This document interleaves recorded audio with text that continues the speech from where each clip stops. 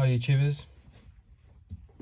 Currently I'm making a 12 volt lithium ion battery pack, which I will put into this old lead acid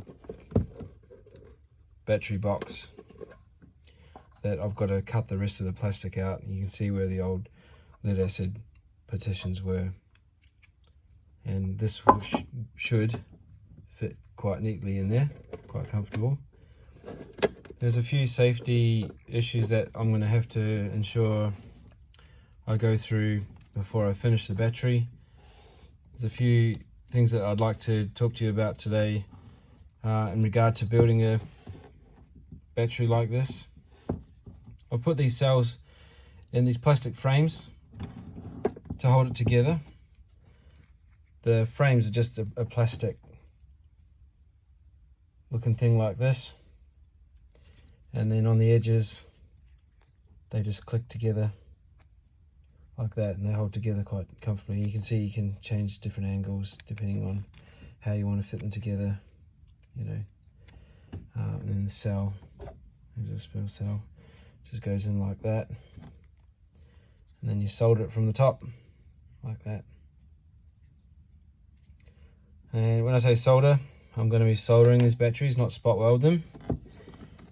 I don't have a spot welder, and this is just another way of doing it. There are a few issues with soldering. There's leaving the soldering iron on too long and the solder not actually sticking to this metal. The reason why it doesn't stick to the metal is because there's a lot of impurities on this metal, and the way to get around not putting too much heat in there but getting enough solder to adhere or stick to this is, one, you can either sand it and get it really clean, or the other way is to actually use some flux paste. I'll show you just how simple it is. Just getting a little bit of flux paste on there. I'm not very good at YouTubing, obviously you can tell.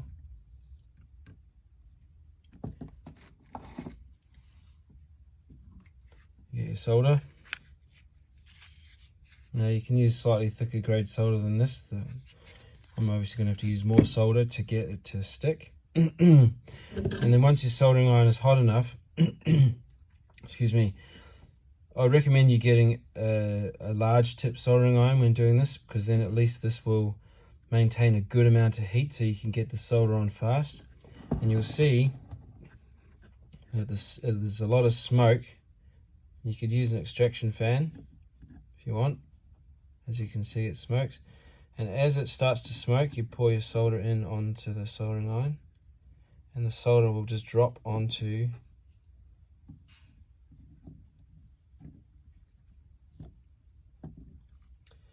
don't really where solder's going. Come on. Now see, that's too much time on that battery, so I'd stop.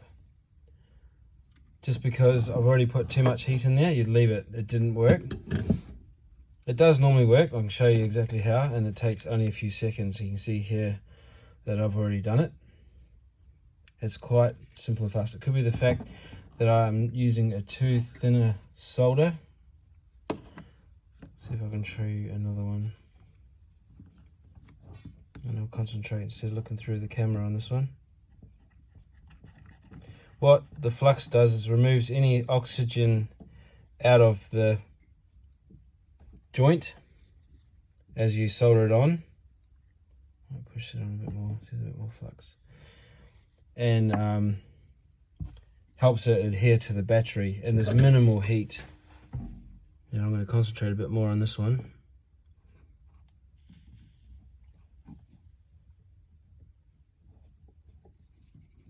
There you go, simple as that, just like that. You can see there, that's all you need, and that's more than a spot weld. I know there'll be a lot of critics out there saying, oh, spot weld's a lot better. It is probably, but I mean, I don't have a spot welder, so I do it this way. I've also got this wire here, and it's basically just plastic wire. I've pulled the plastic off and I've twisted it together like that.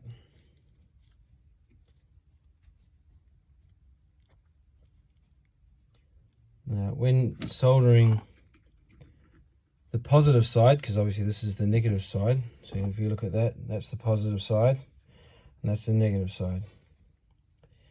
There is a little plastic ring around here, and this is one of the safety things that I want to talk to you about. So if this plastic thing is damaged or is missing, don't use the battery. It's not worth your hassle or time, especially if you get solder between here and the outer edge, because I'll show you why. Without the plastic ring on, here's one I've taken the sheath off, that is actually negative and that is positive. So negative is not just on the back of a lithium ion or any battery really. This is an insulator, this plastic is an insulator between the negative and positive, and without that ring on, negative is right there beside it, and if you drip solder onto that, that'll cause a short, and then that's when you end up with fire and issues. That's why I recommend you always check your batteries and make sure, like for example, this one's damaged, I can't use that, I wouldn't use that.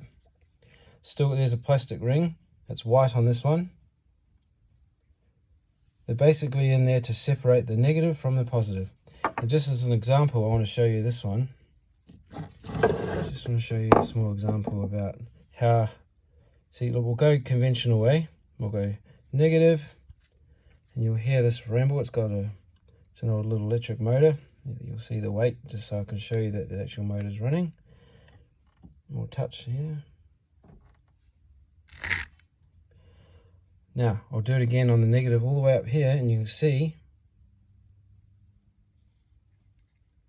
I'll hold this negative, and you can see how close the positive can be to the negative. See, no trickery here. See the negative wires, positive wire. I'll go all the way up to the edge. You'll see. So that plastic ring is a separator or insulator. So you always just keep an eye on how much solder and how much flux you use between the two. The flux runs down onto the negative, the solder will follow it. And just as an example, I'll show you how easy it is to do without. Let's do a middle one here. You can see these are all used batteries because they've got an actual previous. See, look at the mess. Wow.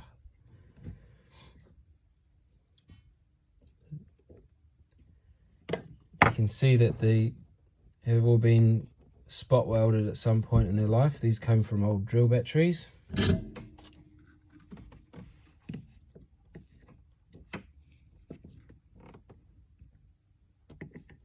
Let's feed the solder in. Feed the solder in.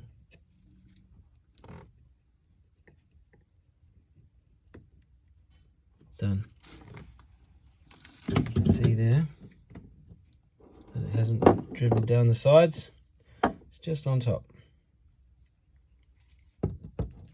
You can see here on the last ones I've done, there's the positives, all on top. The flux has run down, but the solder hasn't chased it, so that's okay. None of the insulators are damaged. So I'm happy with those. So when I attach these together, these are all the same direction, so they're all in flat 3.7 volts. So that's negative, that's positive, positive, so that's positive, positive. So what will happen? Positive will start here, through, and then I'll connect it negative to positive, all the way back through, negative to positive, and then all the way through, and then there's my exit. So positive and negative, here to here. So that'll come to, when flat, 11.1 volts, when fully charged, 12.6 volts. So the idea is, everyone says, oh, it's a 3.7 volt battery. That's when the battery is flat. Fully charged, 12.6 volts. Or each cell would be 4.2 multiplied by 3. So what my idea would be to find a battery charger which is no higher than 12.6 volts. With battery chargers, they're at 12.6 volts when they're off, and that's why you'll see a little green light on your battery charger. When they're red, the voltage is dropped, they start charging. When they equalize with the maximum battery potential, the green light comes on because they're both at 12.6. Never ever ever charge with a battery higher than the potential highest voltage of the battery pack. That's when you end up with fires.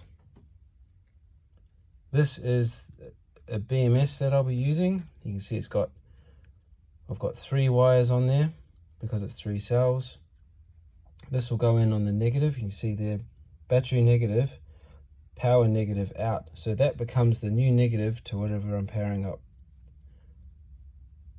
These are 20 amp fusible links. And they will go in sequence like this. You can see there's the battery, there's your output negative, and that's also your charge input, negative input, which is your charging input. There's your battery positive, so that's where you'll charge it. And then on here is those 3 wires I was talking about. They go between each of the cells to balance the battery pack out. So this will be capable of overcharge protection, undercharge protection, or undercurrent, so that's output as well. It'll turn off, stop the battery from going too low. And then these are the stabilizer, monitor, BMS, whatever you like to call them. And they will make sure that each row of cells gets the same amount of charge. So you end up with a optimal battery with good performance for the life of the battery. I hope that helps out with soldering. I've also, these wires here are basically had a plastic sheath on them, and I've stripped the sheath off and just twisted them together. So they're quite a solid amount of copper wire. And then that will lay across the top there, and they won't short because they're all the same direction. If I was to solder both sides, here and here, and then here and here, they would short, obviously. So you've got to bear in mind that you're following a path from positive to negative, and then that negative goes to that positive, through the path, and back to negative. So there, your new negative and positive are here and here. So since the path is through here and here, I would not cross there. You'd end up with a cooked battery, and it would likely catch fire.